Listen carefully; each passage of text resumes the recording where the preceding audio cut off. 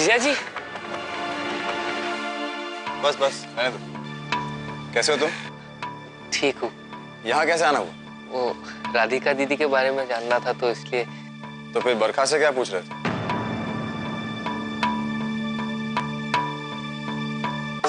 जी मैं इसे मथुरा के अस्पताल में मिली थी, वही पुरानी पहचान निकल आएगी। मथुरा के अस्पताल में? हाँ, वो बाबा अस्पताल में भर्ती हुए थे ना उस समय। तुम्हारे बाबा? कमाल है। परसों जब तुम इनके बाबा से मिली उस वक्त तो तुम उन्हें पहचान ही नहीं पाई। नहीं नहीं, तुम्हारे बाबा नहीं, तुम्हारी माँ एडमिट हुई थी। क्या छेनो, तुम भूल गए, 1 साल पहले की तो बात है। वो उसके बाबा वहां नहीं आए थे ना, छेनो ही वहां पर था। बैना की कोई खबर? अगर कोई खबर मिलेगी तो तुम तक पहुंच जाएगी। हाँ ठीक है। ठीक है, चलता हूँ।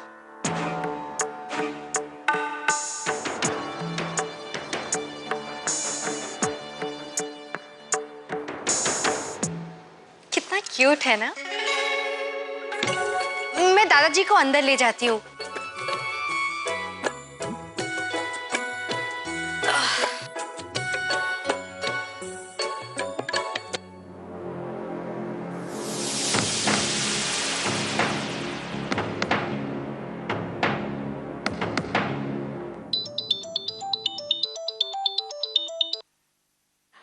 नमस्ते वकील साहब। कुछ दिन पहले आपने मेरे ऑफिस में फोन किया था माहेश्वरी जी।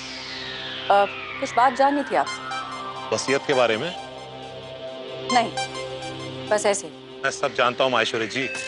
अगर वसीयत के बारे में नहीं जानना था तो रोहन की पत्नी को कल रात आपने मेरे घर क्यों भेजा था?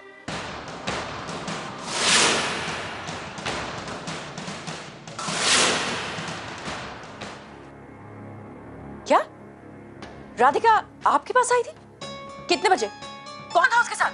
वाह वाह, आपके घर की बहू और आपको ही नहीं पता कि वो कब बाहर गई थी और किसके साथ बाहर गई थी। वकील साहब, हम आपकी इज्जत करते हैं, इसका मतलब ये नहीं कि आपको जो दिल करे आप कह सकते हैं। बाबूजी ने आपको एक बहुत ही जिम्मेदारी का काम दिया था। बाबूजी ने आपको एक जिम्मेदारी सौंपी है और उन्होंने मुझे ये भी बताया था कि सही वक्त आने पर आप वसीयत खोलेंगे। अब वो सही वक्त आ गया। आप कीजिएगा माहेश्वरी जी, वसीयत खोलने का सही समय आया है या नहीं आया ये सिर्फ मैं जानता हूं। जब सही समय आएगा तो मैं आपके यहाँ खुद हाजिर हो जाऊंगा। ठीक है? नमस्ते। राधिका वकील से मिलने गई? अगर वो देव की कैद में है तो इस तरह वकील से मिलने कैसे जा सकती? खेदो। जी मालकिन। विराट घर में है? जी मालकिन। विराट से कहो मैंने बुलाया है, बहुत जरूरी काम। जी मालकिन।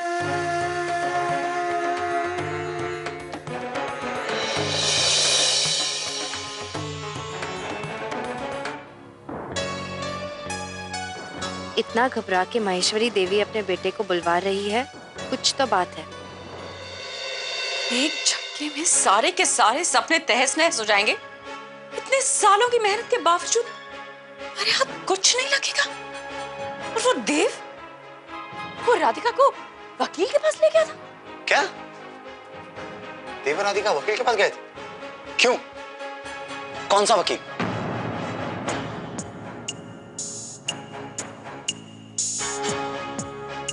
हमारे फैमिली एडवोकेट एसएन दुबे।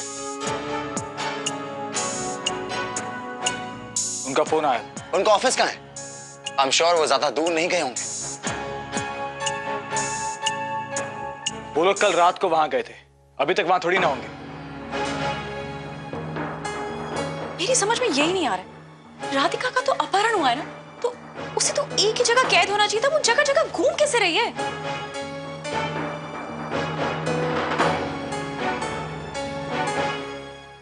आप देव को नहीं जानती बड़ी माँ? वो राधिका को डरा धमकाकर अपने मन मुताबिक काम करवा रहा है। लेकिन मुझे ये समझ नहीं आ रहा कि वो उसे लेकर वकील के पास क्यों गया होगा। हो सकता है कि वो शादी तुड़वाना चाहता हो कानूनन तौर पे।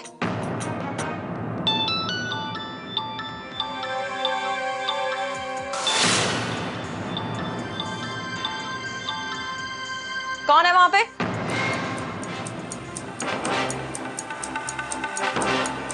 दादाजी की तबीयत ठीक नहीं है देव। महेश्वरी देवी ने उन्हें खुद इंजेक्शन दे दिया। मैं वहाँ आ रहा हूँ बरखा। नहीं देव, तुम यहाँ नहीं आ सकते, बहुत खतरा है। मैं वहाँ 2 घंटे में पहुँच। छोटी बहू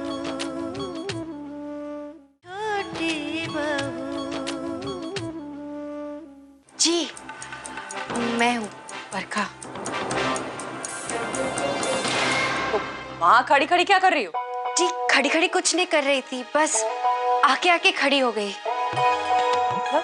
मतलब जी मुझे राजपुरोहित जी की दवाई के बारे में कुछ पूछना था। आई तो ऐसा लगा कि आप सब कुछ जरूरी बात कर रहे हैं, तो सोचा कि बाद में पूछ लूंगी। वैसे जा रही थी तो अचानक फोन बज गया।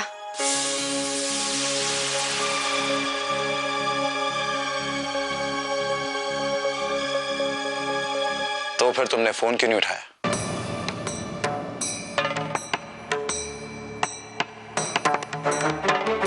उठाया था पर हड़बड़ी में रिसीव करने के बजाय कट कर दिया। ठीक है, तो लो पूछ लो जो कुछ पूछना है बड़ी माँ से। बरखा, मैं तुमसे बाद में बात करूंगी, अभी तुम जाओ। जी। ये लड़की कहाँ से मिल गई आपको? कहाँ से मिल गई क्या? फिजियोथेरेपिस्ट है, बाबूजी की देखभाल के लिए आई है, और सबसे बड़ी बात कि मुझे भरोसा है उस पर। भरोसा तो हमने देव पे भी किया, लेकिन उसने जो किया है आज वो सबके सामने।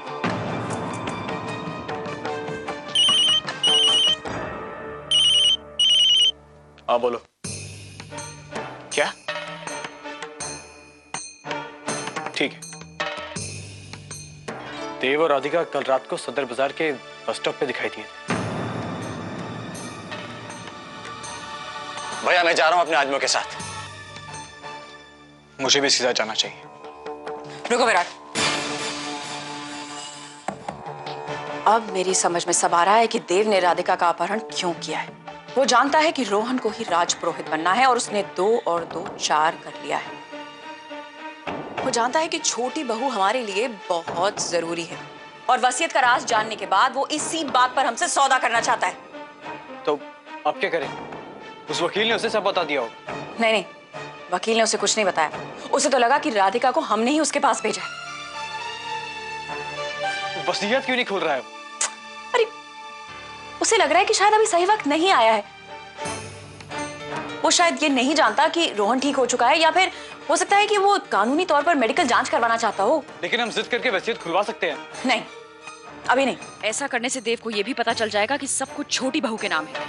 उसने कहीं अगर जोर जबरदस्ती से सब कुछ छोटी बहू से अपने नाम करवा लिया तो मुसीबत हो जाएगी।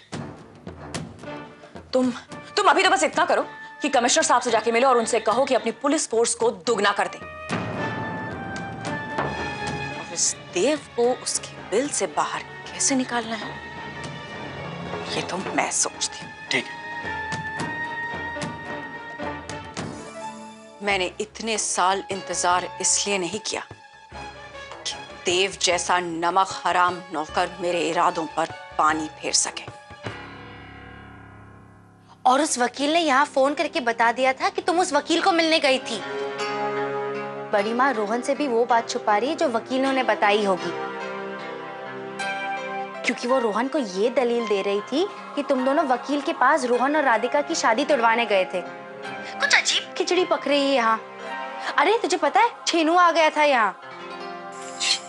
हाँ, तेरे बारे में पूछने के लिए कि तेरी कोई खबर मिली है कि नहीं। मुझे देखते ही दीदी दीदी करने लगा, पर मैंने किसी तरह बात संभाल ली।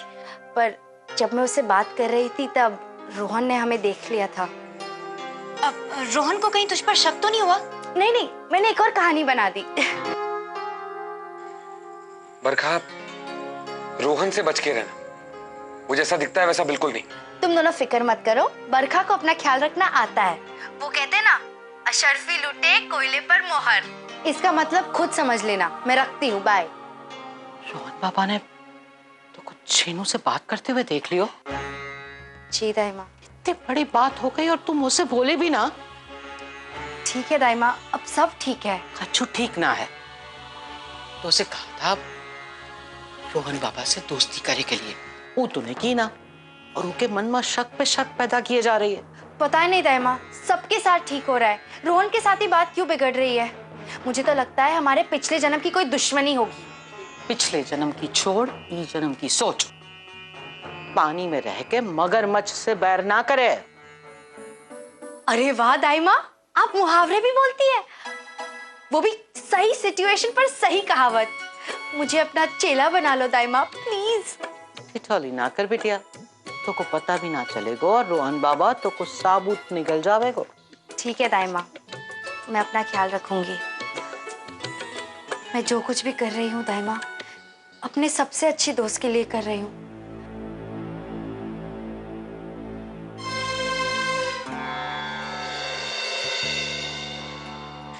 वकील साहब के फोन करने के बाद तो विराट और रोहन और चौकन्ने हुए। वो पुलिस वालों के साथ हमें ढूंढ रहे होंगे।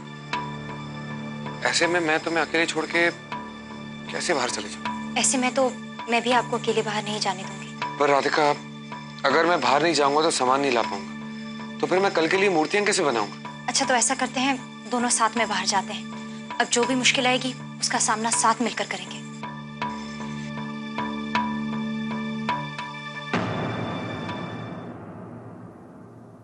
दादाजी की तबीयत ठीक नहीं है देव। आज ही महेश्वरी देवी ने उन्हें खुद इंजेक्शन दे दिया। मैं वहां आ रहा हूँ बरखा। नहीं देव, तुम यहाँ नहीं आ सकते, बहुत खतरा है। मैं वहां 2 घंटे में पहुंच। छोटी बहू, छोटी बहू।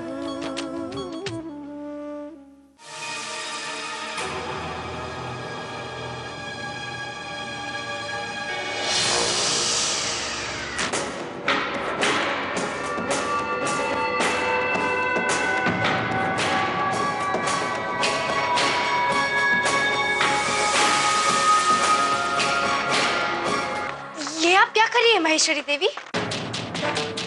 ये स्पेशल रोज है, महीने में एक ही बार देनी होती है। आपने मुझे दे दी होती। नहीं, जो इम्पोर्टेंट दवाइयाँ होती हैं वो मैं खुद ही देना पसंद करती हूँ।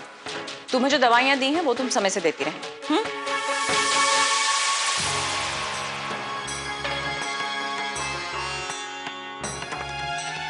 दादाजी, दादाजी, मैं रूम से बाहर गई ही क्यों? पता नहीं उन्होंने इंजेक्शन में क्या दिया होगा।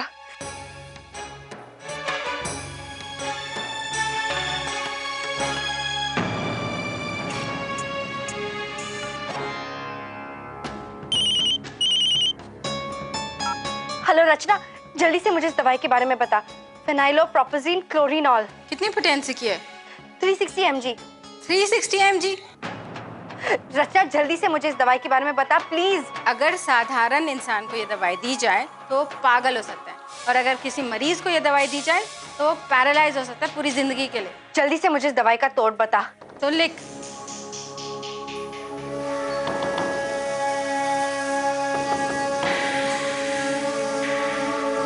मैं दवाई अभी लेकर आती हूँ।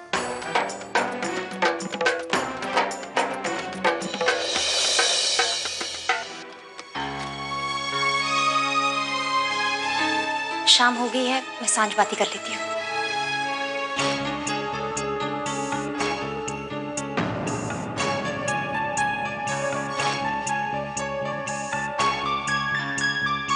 हे भगवान, ये क्या अनर्थ होने जा रहा था?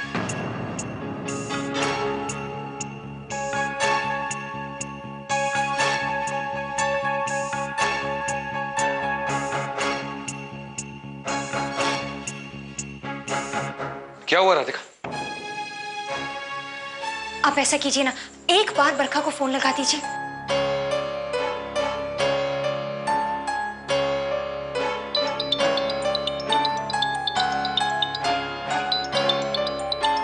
सर्च देम गॉडडैमिट, मिल जाएंगे।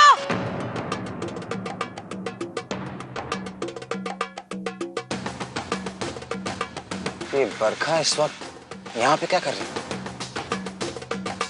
बरखा!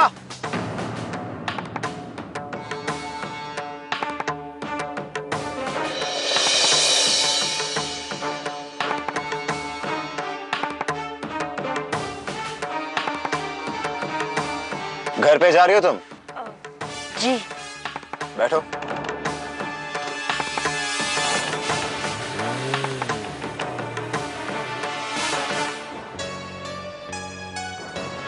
तुम परेशान हो क्या? ऐसा कुछ नहीं है। तुम मथुरा के अस्पताल में काम करती थी ना? जी। हाँ, अब सुबह तुमने कहा ना कि तुम वहां काम करती थी जब तुम छेनू से मिली। हाँ। तो मथुरा में कहाँ रहती थी तुम? मथुरा में नहीं रहती थी, अप डाउन करती थी नाव से।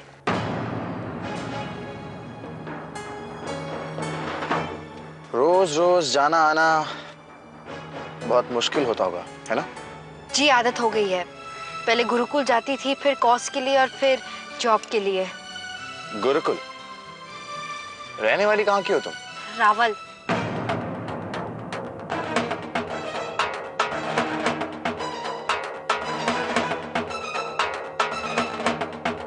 रावल? फिर तो तुम राधिका को जानती होगी। कौन? आप किसकी बात कर रहे हैं? राधिका मेरी पत्नी, जिसके भाई से तुम सुबह बात कर रही थी। नहीं, मैं उसे कभी नहीं मिली। कमाल है, रावल तो काफी छोटा शहर है, कभी मुलाकात नहीं हुई? तुमने मेरी बात का जवाब नहीं दिया। घर आ गया।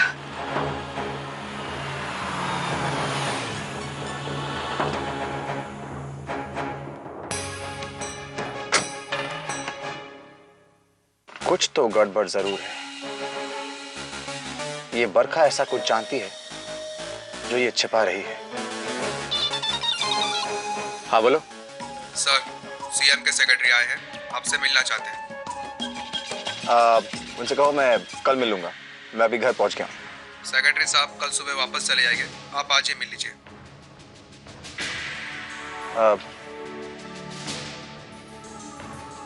ठीक है, मैं आ रहा हूँ।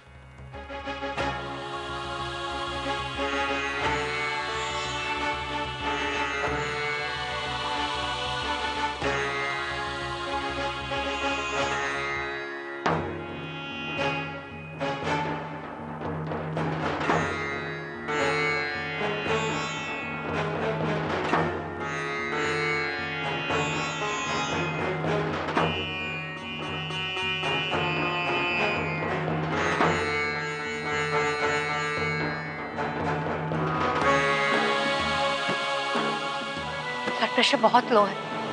एंटीडोट देते ही नॉर्मल होना चाहिए था। रचना को फोन करके पूछना चाहिए। मेरा फोन कहाँ है? मेरा फोन कहाँ रखा था?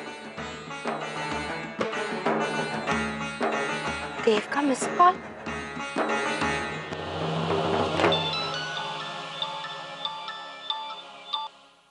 हेलो बरखा। देव, तुम्हारा फोन आया था। दादाजी की तबीयत कैसी है? बोलो बरखा, यार राधिका बहुत टेंशन में है, उसे बहुत बुरे बुरे ख्याल आ रहे हैं। दादाजी की तबीयत ठीक नहीं है देव। आज ही महेश्वरी देवी ने उन्हें खुद इंजेक्शन दे दिया। उनकी तबीयत बहुत खराब हो गई है। मैंने एंटीडोट दे दिया है, पर मैं वहां आ रहा हूँ बरखा। नहीं देव, तुम यहाँ नहीं आ सकते, बहुत खतरा है। नहीं बरखा, वहां दादाजी की तबीयत खराब है और मैं यहाँ रहूं, ऐसा हो ही नहीं सकता। मैं 2 घंटे में आ रहा हूँ। देव, संभल के आना, ओके?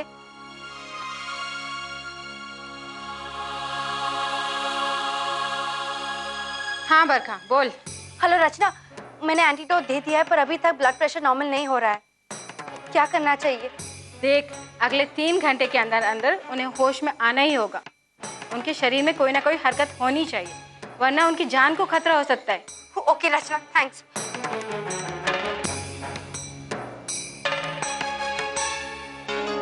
मैं भी आपके साथ चलूंगी। नहीं राधिका, मुझे वहां अकेले ही जाने दो।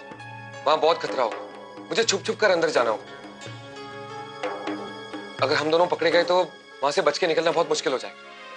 हो सकता है कि बरखा भी मुश्किल में आ जाए, और अगर मुझे कुछ हो गया तो। आप ऐसा क्यों कह रहे हैं? समझने की कोशिश करो राधिका, अगर मैं वहां पकड़ा भी जाता हूँ तो तुम यहाँ हो, तुम कोशिश कर सकती हो। हमारा लक्ष्य अधूरा नहीं छूट सकता राधिका। हमें दादाजी को बचाना है, और अगर मुझे कुछ हो गया तो? आपको कुछ नहीं होगा, मुझे पूरा विश्वास है। अब से मेरे कान्हा आपकी रक्षा करेंगे। पिछले 12 सालों से मैंने इनके चरणों में आपके नाम का सिंदूर चढ़ाया है। बाबा कहते थे ऐसा करने से ये मेरे सुहाग की रक्षा करेंगे। जब तक आप सुरक्षित घर वापस नहीं आ जाते हैं, मैं रक्षा मंत्र का जाप करूंगी आपके लिए। ठीक है, मैं चलता हूं। तुम अपना ख्याल रखो।